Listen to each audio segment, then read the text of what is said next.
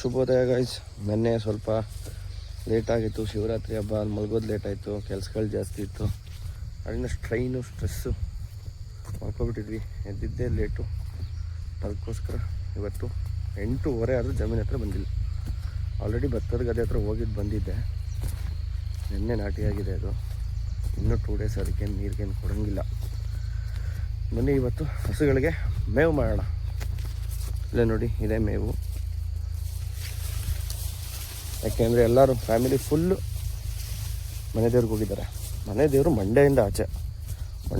ಮಂಡ್ಯಗೆ ಎಷ್ಟು ಕಿಲೋಮೀಟ್ರ್ ಹೋಗ್ತೀವೋ ಇಲ್ಲಿಂದ ಅಷ್ಟೇ ಕಿಲೋಮೀಟ್ರ್ ಅಂತೆ.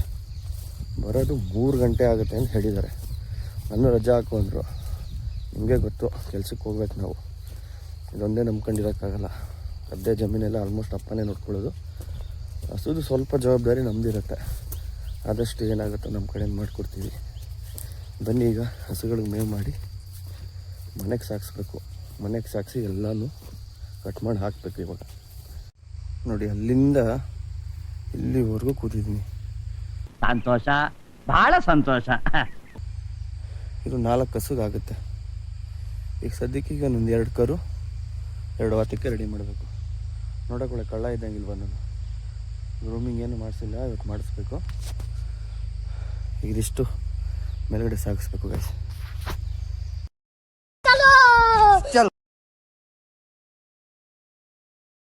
ನೋಡಿ, ಹೆಚ್ಚು ಕಮ್ಮಿ 100-150 ಮೀಟ್ರ್ ಐತೆ. 150 ಮೀಟ್ರಿಂದ ಹೊತ್ಕೊಂಡೋಗಿ ಇಟ್ಟಿದ್ದೀನಿ. ಇನ್ನೊಂದು ವಾಪಸ್ಸು ತಗೊಂಡೋಗ್ಬೇಕು. ಒಟ್ಟಿಗೆ ಕಟ್ಬಿಟ್ಟು ಎತ್ಬೋದು, ಇಲ್ಲ ಅಂತಲ್ಲ, ಬಟ್ ಸ್ವಲ್ಪ ರಿಸ್ಕ್ ಆಗುತ್ತೆ.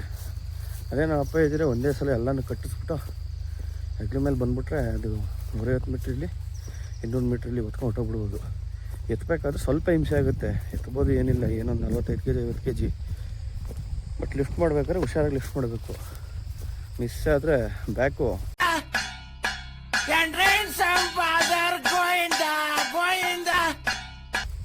ಗೋವಿಂದ. ನಮ್ಮಪ್ಪನ ವೆಯ್ಟ್ ಎತ್ತಿ ಹೆಚ್ಚು ಕಮ್ಮಿ 30 ವರ್ಷದಿಂದ ಹೊರಗಡೆ ಎತ್ತುತ್ತಾಯಿದ್ರು. ನಾನು ಎತ್ತುತ್ತಾಯಿದ್ದೆ, ಅವ್ರು ಎತ್ತುತ್ತಾಯಿದ್ರು. ಆಪ್ರೇಷನ್ ಮಾಡಿಸಿ ರಾಡ್ ಹಾಕ್ಸಿದ್ದೀವಿ ಈಗ. ಅದಕ್ಕೆ ರಿಸ್ಕ್ ಬೇಡ. ರಾಡ್ ಹಾಕ್ಸಿದ್ಮೇಲೆ 3 ತಿಂಗಳು ರೆಸ್ಟ್ ಮಾಡಬೇಕು. ಯಾವನಿಗೆ ಬೇಕದು ಸಿಂಪಲ್ಲಾಗಿ 2.5 ಮಾಡ್ಕೊಳ್ಳೋದು, ಎತ್ಕೊಂಡು ಹೋಗೋದು. ಬನ್ನಿ ಈಗ ಇದನ್ನು ಮೇಲೆ ಸಾಗಿಸ್ಬೋಣ. ಅಲ್ಲಿದೆ ನೋಡಿ, ಅಲ್ಲಿಂದ ಆಲ್ಮೋಸ್ಟ್ 100-150 ಮೀಟ್ರ್ ಬರುತ್ತೆ. ಎಲ್ಲಿ ಜೋಳ ಕಾಣುತ್ತೆ ಅಲ್ಲಿಂದ ಎತ್ಕೊಂಡ್ಬಂದಿರೋದು.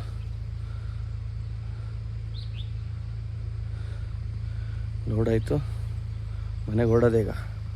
ಜೈ ಮಕ್ಕಳಮ್ಮ ಅಂತ ಗಾಡಿ ಹತ್ತದ ಈಗ.